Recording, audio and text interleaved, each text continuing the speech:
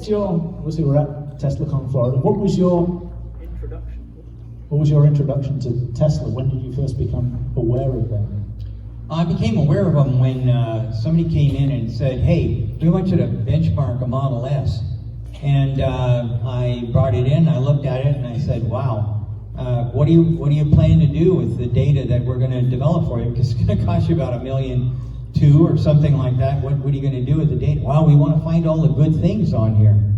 And I said, you're not going to be happy with the report, because this is not a very well-built car, and it's really low volume, and on and on and on, and I don't think you're going to be happy. So rather than steal $1.2 million off of a good customer, we let it go. The next thing that happened was one of our competitors. They came up and they said, hey, we've got a Model X, and we've taken it all apart, and we want you to, take a few days to figure out how much redesign could be done to bring the price down, or the cost down, and improve the quality and whatnot.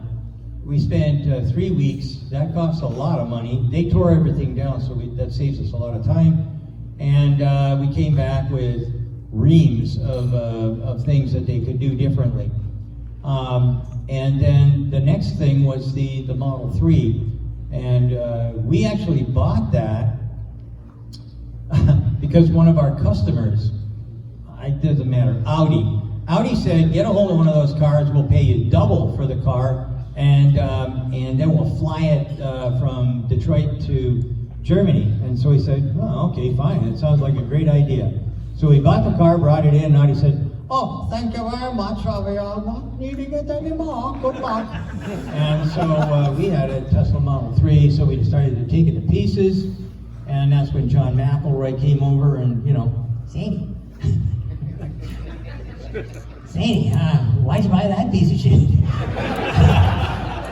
And I said, well, I had no choice, and I told him the Audi story. He said, wow, how do you stay in business?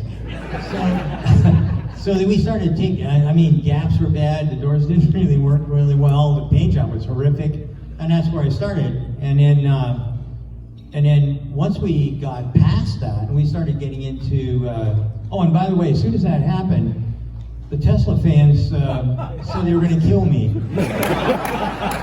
Yeah. And then we got into the electronics and whatnot, and we started looking at everything that was covered up by that incredibly bad skin. And we had lots of good things to say. And then the short sellers wanted to kill me. So I had the Tesla fans and the short sellers wanting to have me executed. In fact, this is no baloney, we had to bring in the FBI because we have secret status at Munro for Department of Defense stuff. And we had the local police.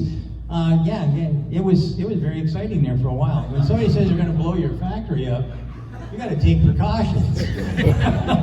So that was really the start down the path. And then after we got about 2/3 down the pike, that's when I made the corporate decision to abandon ship on ice. So we used to do a lot of engines, transmissions, ice vehicles, excuse me.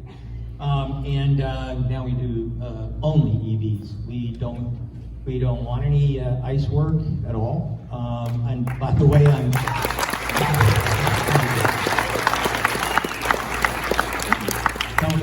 that was a moral decision to do that. I'm really happy that we made that decision. It's worked out good for us, and I think that everybody is put on the planet for a couple of reasons. One of them is to do a better job at being a steward for the planet. So I'm not Elon Musk, but I'm doing my part.